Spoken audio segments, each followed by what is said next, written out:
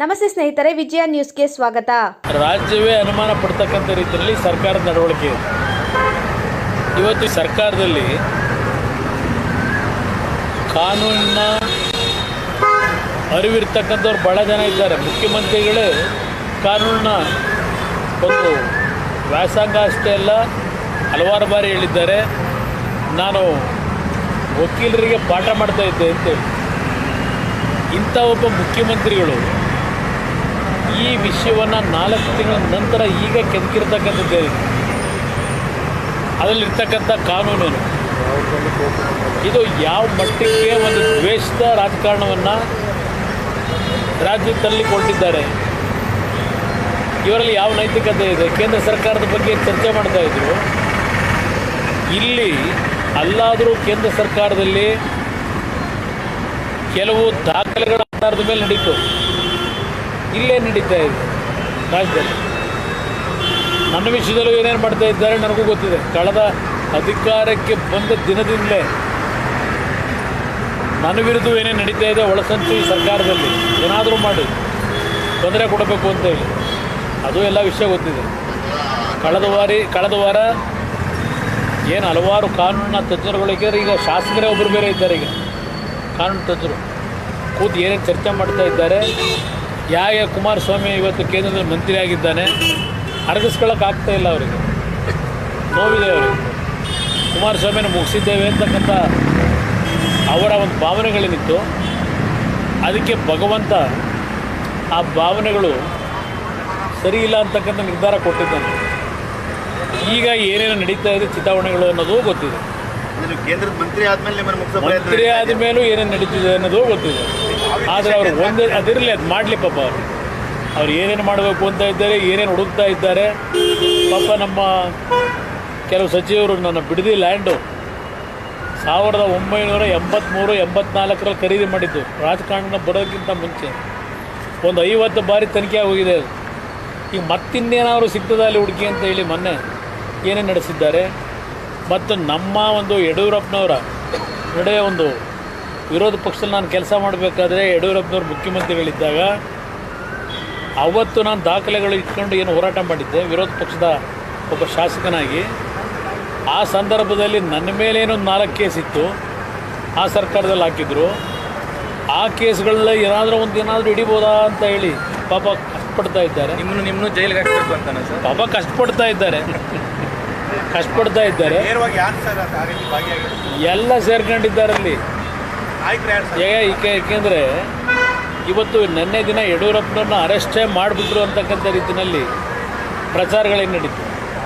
82 ವರ್ಷದ ಹಿರಿಯ ರಾಜಕಾರಣಿ, ಈ 82 ವರ್ಷದಲ್ಲಿ ಈ ರೀತಿಯ ಘಟನೆ ಆಗಲಿಕ್ಕೆ ಸಾಧ್ಯವ? ನಾನು ಕೇಳಲಿಕ್ಕೆ ಬಯಸ್ತೀನಿ. ಯಾವ್ಯಾವ ರೀತಿ ನಡೀತಾ ಇದೆ ಇಲ್ಲಿ ರಾಜ್ಯದಲ್ಲಿ, ಇದು ಶಾಶ್ವತ ಯಾರಿಗೂ ಇಲ್ಲ. ನಾವು ಎಲ್ಲದಕ್ಕೂ ತಯಾರಾಗಿದ್ದೇವೆ. ಅವ್ರು ಏನಿದೆ ಎಲ್ಲವನ್ನು ಮಾಡಿಸ್ಕೊಂಡು ಕೂತು ರಾಜ್ಯದ ಅಭಿವೃದ್ಧಿಗೆ ಅವ್ರಿಗೆ ಚಿಂತನೆ ಇಲ್ಲ. ರಾಜ್ಯದಲ್ಲಿರ್ತಕ್ಕಂಥ ಸಮಸ್ಯೆಗಳ ಬಗ್ಗೆ ಅವರಿಗೆ ಬಗೆಹರಿಸಬೇಕು ಅಂತಕ್ಕಂಥ ಚಿಂತನೆ ಇಲ್ಲ. ಪಾಪ ಯಾಕೆ ಮುಗಿಸಬೇಕು? ಈಗಾಗಲೇ ದೇವೇಗೌಡರು ಕುಟುಂಬದ ವರ್ಚಸ್ಸನ್ನು ಸಂಪೂರ್ಣ ನಾಶ ಮಾಡಿ ನಾವೇ ಅಧಿಪತಿಗಳಾಗಬೇಕು ಅಂತ ಹೊರಟರು. ಆದರೆ ಭಗವಂತನ ತೀರ್ಮಾನ ಹೊಂದಿದೆ. ಅಲ್ಲಿ ನಮ್ಮ ಕೈಲಿ ಇಲ್ಲ ತೀರ್ಮಾನ ಇದೆ, ಭಗವಂತನ ತೀರ್ಮಾನ ಹೊಂದಿದೆ. ಅವರ ನಡವಳಿಕೆಗಳನ್ನು ರಾಜ್ಯದ ಜನತೆನೂ ಗಮನಿಸ್ತಾ ಇದ್ದಾರೆ. ಆದರೆ ನಾನು ಒಂದು ಹೇಳ್ತೇನೆ, ಪಾಪ ನೀವೇನು ಮಾಡೋದು ಮಾಡಿ. ಅದರ ಜೊತೆಗೆ ಕೇಂದ್ರ ಸರ್ಕಾರದಲ್ಲಿ ಇವತ್ತು ನನಗೇನೊಂದು ಅವಕಾಶ ಭಗವಂತ ಕೊಟ್ಟಿದ್ದಾನೆ. ನಮ್ಮ BJP JDSನ ಶಾಸಕರ ಒಂದು ದುಡಿಮೆ ಮತ್ತು ಕಾರ್ಯಕರ್ತರ ದುಡಿಮೆಯಿಂದ ನಾವು 19 ಸ್ಥಾನ ಗೆದ್ದಂಥ ಹಿನ್ನೆಲೆಯಲ್ಲಿ ಒಂದು ಅವಕಾಶ ಪ್ರಧಾನಮಂತ್ರಿಗಳು ನನಗೇನು ಕೊಟ್ಟಿದ್ದಾರೆ. ನೀವು ನನ್ನ ಮೇಲೆ ಏನಾದರೂ ಹುಡುಕಿ ಏನು ಬೇಕೋ ನೀವು ಮಾಡೋ ಅದೊಂದು ಭಾಗ ಮಾಡ್ಕೊಳ್ಳೋಕ್ಕೆ ಡೈರೆಕ್ಷನ್ ಕೊಟ್ಟಿರಲಿ.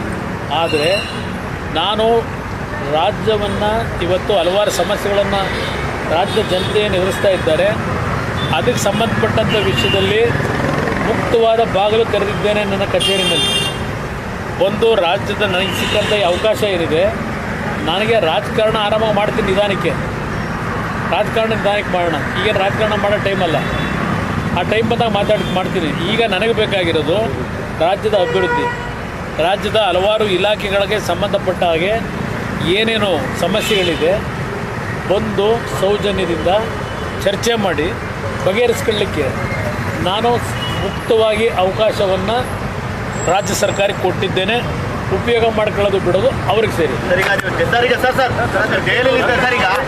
ಜೈಲಲ್ಲಿದ್ದಾಗ ನೀವು ಈ ವಿಚಾರ ಗಮನಿಸಿರ್ತೀರ, ನಟ ದರ್ಶನ್ ವಿಚಾರಕ್ಕೆ ರಾಯಲ್ ಟ್ರೀಟ್ಮೆಂಟ್ ವಿಚಾರ ನೋಡಿ, ನಾನು ಅದರ ಬಗ್ಗೆ ಚರ್ಚೆ ಮಾಡಲ್ಲ. ಇವತ್ತು ಆ ರೀತಿಯ ಘಟನೆಗಳು ರಾಜ್ಯದಲ್ಲಿ ಪ್ರತಿದಿನ ನಡೀತಾ ಇದೆ. ದರ್ಶನ್ ಅವರ ಇದು ಘಟನೆಯ ಒಂದು ಭಾಗ. ಈ ಸರ್ಕಾರ ಬಂದ ನಂತರ ಪ್ರತಿದಿನ ಮಾನವನ ಒಂದು ಜೀವದ ಬಗ್ಗೆ, ಯಾರಾದರೂ ಒಂದು ಜೀವ ತೆಗಿತಕ್ಕಂಥದ್ರಲ್ಲಿ ಭಯ ಭಕ್ತಿನೇ ಹೊಟ್ಟೋಗಿದೆ. ಅದಕ್ಕೆ ಕಾರಣ ಈ ಸರ್ಕಾರದ ಆಡಳಿತ. ಇದೊಂದು ಘಟನೆಯನ್ನೇ ಯಾತಿಗೆ ನಾವು ಕ್ರೋಧೀಕರಿಸ್ತಾ ಮಾತಾಡಬೇಕು. ರಾಜ್ಯದಲ್ಲಿ ಎಷ್ಟು ಪ್ರಕರಣಗಳು ಈ ಸರ್ಕಾರ ಬಂದ ನಂತರ ಪ್ರತಿದಿನ ಒಂದಲ್ಲ ಒಂದು ಭಾಗದಲ್ಲಿ ಯಾವ ರೀತಿ ನಡೀತಾ ಇದೆ, ಎಷ್ಟು ಕೊಲೆಗಳಾಗ್ತದೆ. ಹಲವಾರು ವೈಯಕ್ತಿಕವಾದ ಕಾರಣಗಳಿರ್ಬೋದು. ಆ ವೈಯಕ್ತಿಕವಾದ ಕಾರಣಗಳಿಂದ ಇವತ್ತು ಕೊಲೆ ಮಾಡ್ತಕ್ಕಂಥದ್ದು, ಜೀವ ತೆಗಿತಕ್ಕಂಥದ್ದು ಎಷ್ಟು ಸುಲಭ ಆಗಿದೆ ಈ ರಾಜ್ಯದಲ್ಲಿ. ಈ ಥರ ಇತ್ತ ಮೊದಲೇ ಯಾವಾದರೂ ಈ ರೀತಿಯ ಒಂದು ಜೀವ ತೆಗಿತಕ್ಕಂಥದ್ದು. ಇದಕ್ಕೆ ಕಾರಣ ಇವತ್ತು ಏಕೆಂದರೆ ಸರ್ಕಾರದಲ್ಲಿರ್ತಕ್ಕಂಥ ಪೊಲೀಸ್ ಅಧಿಕಾರಿಗಳೇ ಹಣದ ವ್ಯಾಮೋಹದ ಬಲಿಯಾಗಿ, ಏಕೆಂದರೆ ಅವ್ರ ಪಾಪ ಅಲ್ಲಿ ಕೊಟ್ಟು ಬಂದವರಲ್ಲ, ಅದು ಸಂಪಾದನೆ ಮಾಡಬೇಕಲ್ಲ. ಅದಕ್ಕೋಸ್ಕರವಾಗಿ ಇವತ್ತು ಆಡಳಿತದಲ್ಲಿ ಸಂಪೂರ್ಣವಾಗಿ ಕುಸಿತ ಆಗಿದೆ. ಅಧಿಕಾರಿಗಳಿಗೂ ನಾವು ದೋಷ ಕೊಡಲ್ಲ. ಈ ಸರ್ಕಾರ ಇದನ್ನು ಒಂದು ಗಾದೆ ಇದೆಯಲ್ಲ ಹಿಂದೆ, ಯಥಾರಾಜ ತಥಾಪ್ರಜೆ, ಯಥಾರಾಜ ತಥಾಪ್ರಜೆ. ಏನು ಮಾಡೋಕ್ಕಾಗಲ್ಲ. ಇದರಿಂದ ಹೆಚ್ಚಿನ ನಾವು ನಿರೀಕ್ಷೆ ಇಟ್ಕೊಳ್ಳಿಕ್ಕಾಗಲ್ಲ. ಈಗ VIP ಟ್ರೀಟ್ಮೆಂಟ್ ಕೊಡ್ತಾರೆ ಒಂದು ಕಡೆಗೆ, ಪೊಲೀಸ್ ಸ್ಟೇಷನ್ಗೆ ಇತಿಹಾಸದಲ್ಲಿ ಈ ರೀತಿಯ ಘಟನೆ ಎಂದೂ ಕಾಣಲಿಲ್ಲ. ಆ ಭಾಗದಲ್ಲಿರ್ತಕ್ಕಂಥ ನಿವಾಸಿಗಳು ದಿನ ಗಲಾಟೆ ಮಾಡ್ತಾ ಇದ್ದಾರೆ ಅಂತೇಳಿ ನೀವುಗಳೇ ನಾನು ಪ್ರಚಾರ ಮಾಡಿ ನೋಡಿದ್ದೇನೆ, ಮಾಧ್ಯಮಗಳಲ್ಲಿ ಬಂದಿರತಕ್ಕಂಥದ್ದನ್ನು. ಈ ಸರ್ಕಾರಕ್ಕೆ ಏನಾದರೂ ಕಿಂಚಿತ್ತು ಗೌರವ ಇದ್ದರೆ ಆ ಒಂದು ಆಡಳಿತದಲ್ಲಿ ಯಾವ ರೀತಿ ಆಡಳಿತ ನಡೆಸಬೇಕು ಅಂತಕ್ಕಂಥ ಕಿಂಚಿತ್ತು ಅವರಲ್ಲಿ ಆ ಒಂದು ನೈತಿಕತೆ ಉಳಿಸ್ಕೊಂಡಿದ್ರೆ ಸರಿಪಡಿಸ್ಕೊಳ್ಳಿ ಅಂತ ಹೇಳಿ. ನಾಳೆ